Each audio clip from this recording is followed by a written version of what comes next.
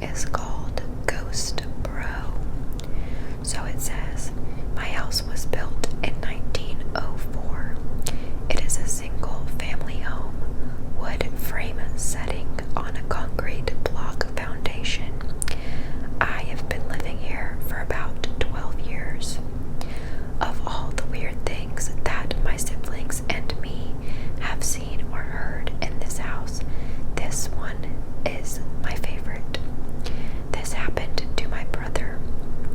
About 10 years ago, my brother and his best friends had started a garage band playing mostly Spanish rock, alternative music, but in Spanish.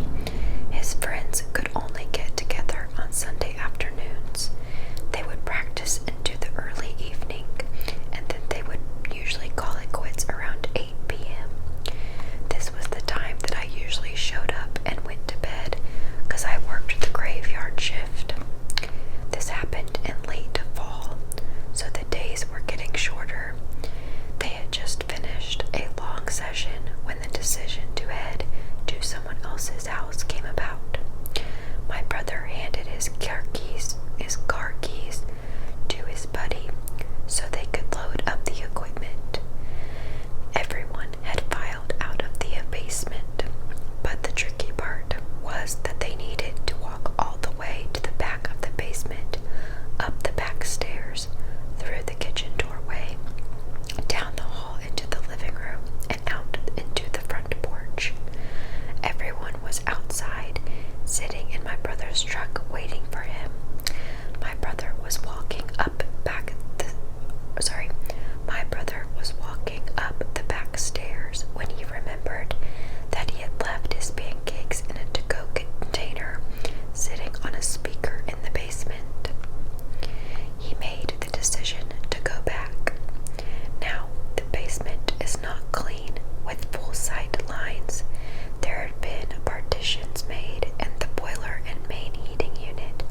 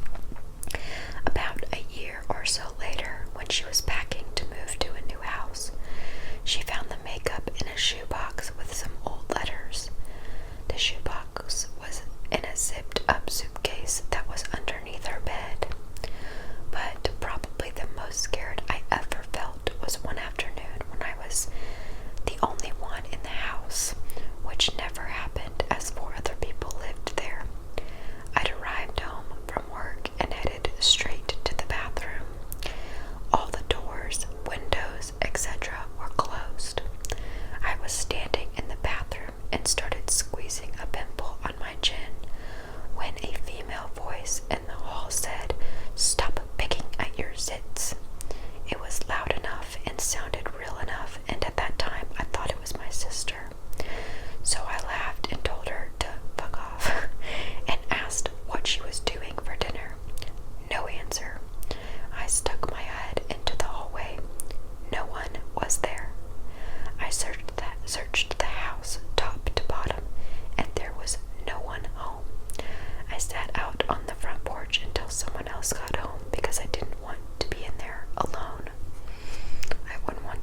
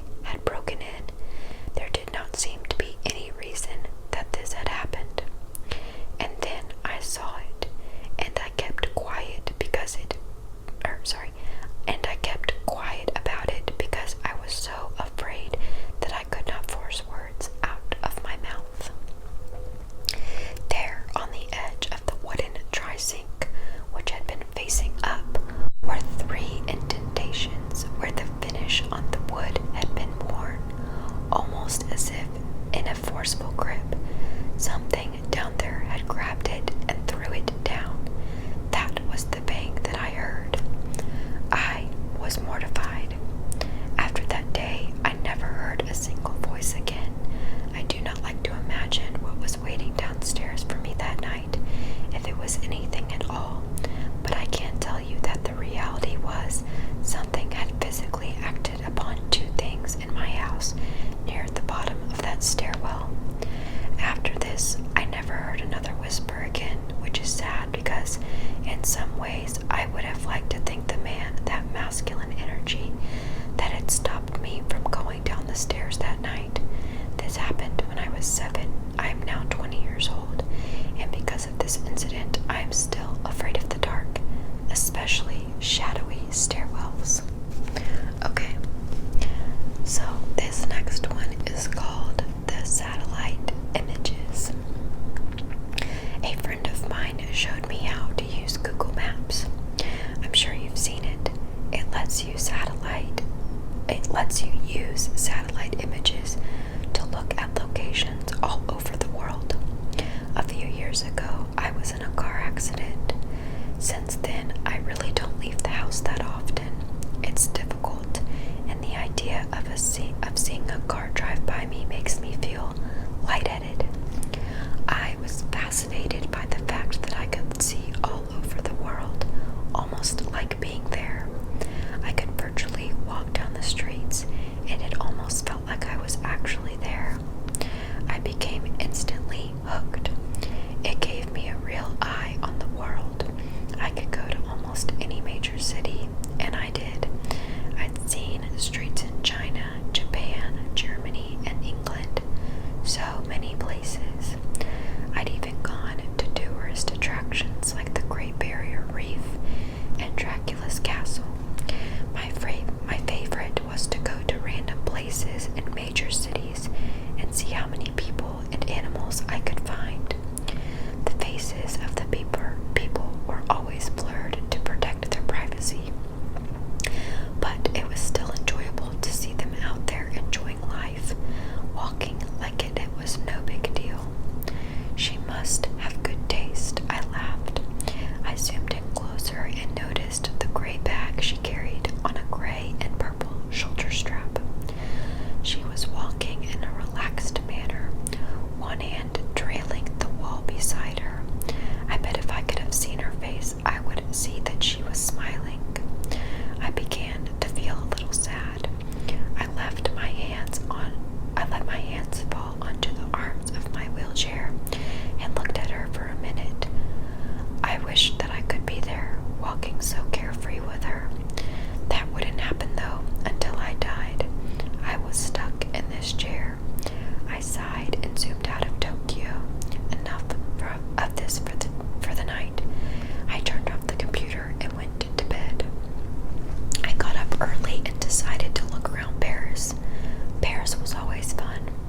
I liked the look of the city, with all of the old, beautiful buildings and so many people to watch. I randomly zoomed to an area and saw a street lined with old brick buildings, a few small shops, and an old tan brick church. Ahead was an intersection, and dozens of people walked by. A balding businessman walked quickly past, looking back at an old woman, hair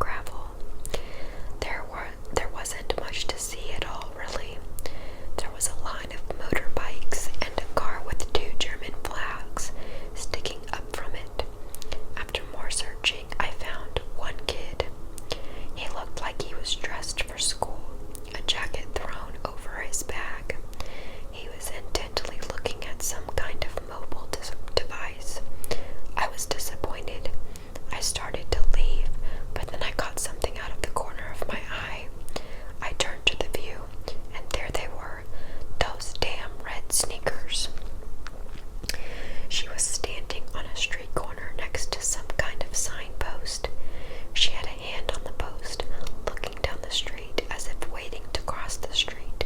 I stared in shock. How could she be there too? Even if she was traveling, there's no way I would be able to find her every time.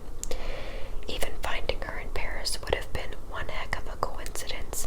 But this was crazy. Was this some kind of joke? Had Google decided to play a prank on its users that used their product so much? It would have been a great joke. I did a quick search looking for a note about a woman that shows up like Waldo. There was nothing. I looked through articles on strange things you can see on Google Maps, but none of them mentioned the woman that travels the world with you. This was crazy. Had my self-imposed isolation driven me mad? Had I become so lonely that I created a hallucination for myself? Leaving the Berlin image on my screen, I sent a text message to my friend, asking him to look at the locations. I asked him if he saw the same woman. Then I waited, hands sweating, heart thumping in my chest. I jumped when my phone beeped with a return message 10 minutes later. The text read, "I see the lady you're talking about in Berlin. I didn't see her in Tokyo or in Paris. Is this some kind of game or what? Are you okay?" I didn't respond, instead returning to the locations in Tokyo and Paris. There she was. She was there. But it was different. She no longer sat on the bus stop bench in Paris. She was standing in front of it, looking for something in her bag. In Tokyo, she was blocks away, squatting down to pet the calico cat. I shivered. Who was she? What was happening? I switched the map to Brussels. It was another city street. It was lined with old-looking buildings, with shops on the ground level, and what I guessed was apartments above. I quickly scanned the streets. They were empty other than a stocky woman in a bright blue sweater. I did a second sweep. She wasn't there.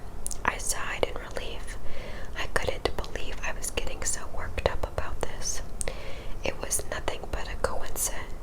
I stopped. My eyes froze on the screen.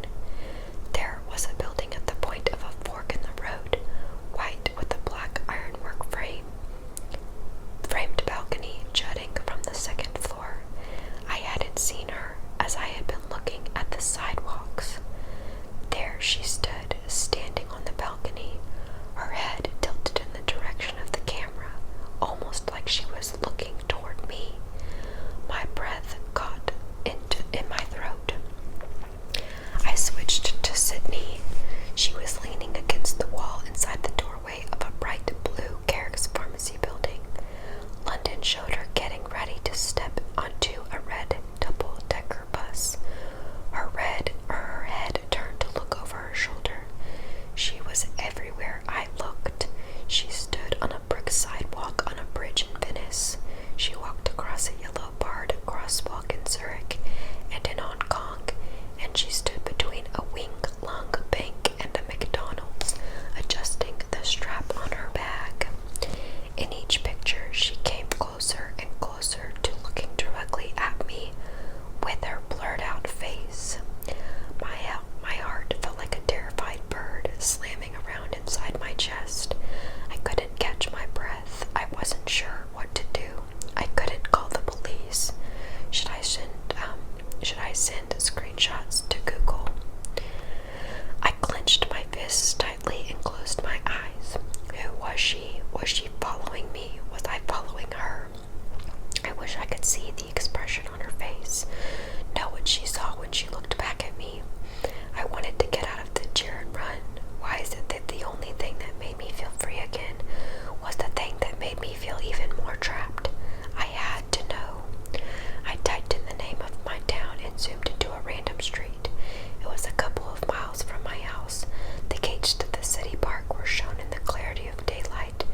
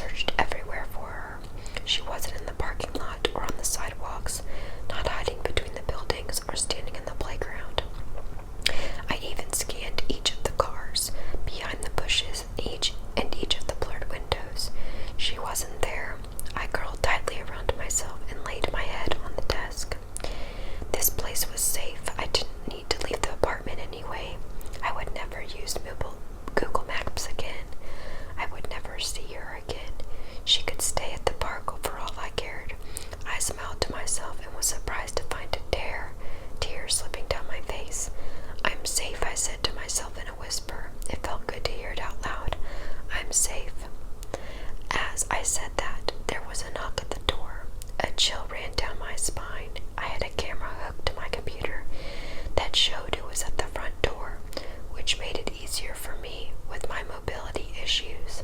I slowly reached for the control to show myself it was outside, but my hand trembled furiously. As I touched the control, I realized my mistake. The last of the Google images that I'd seen had only shown the outside of the building, just the outside. I looked at the screen and saw a